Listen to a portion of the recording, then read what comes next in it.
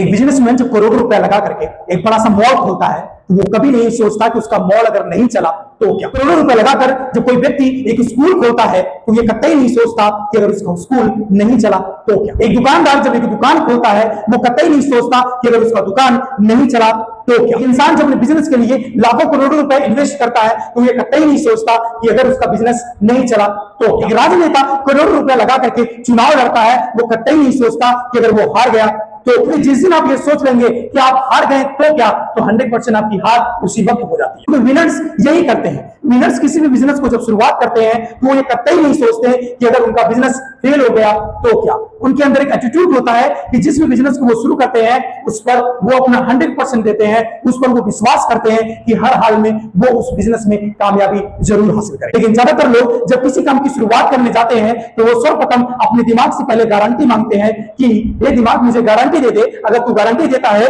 कि इस बिजनेस में मैं कामयाबी हासिल कर सकता हूं तो मैं इस बिजनेस को शुरू करूंगा, अन्यथा मैं इस बिजनेस को नहीं शुरू करूंगा। ज्यादातर लोग अपनी जिंदगी में बस सोचते ही रह जाते हैं कि उनको यह काम करना है, वह काम करना है, उस बिजनेस को करना है, इस बिजनेस को करना है, और इस चक्कर में वो किसी भी बिजनेस को नहीं कर पाते। असल में वो किसी बिजनेस को इसलिए नहीं कर पाते क्योंकि उनके अंदर हार का डर बैठा हुआ होता है। तो वो हार गए तो उनका पैसा बर्बाद हो गया तो क्या होगा। साहब, सबसे पहले आपको अपने अंदर विश्वास जगाना होगा कि जिस भी बिजनेस को आप करने जा रहे हैं उसमें हार से बढ़कर आपके अंदर यकीन होना चाहिए कि आप उस बिजनेस में हर हाल में अपना कैरियर बनाएंगे। दोस्तों, मैं आज बहुत बड़ी बातें तो कर रहा हूं, इसका मतलब ये नहीं कि मैं बहुत बड़ी कामयाबी हासिल कर लिया हूं।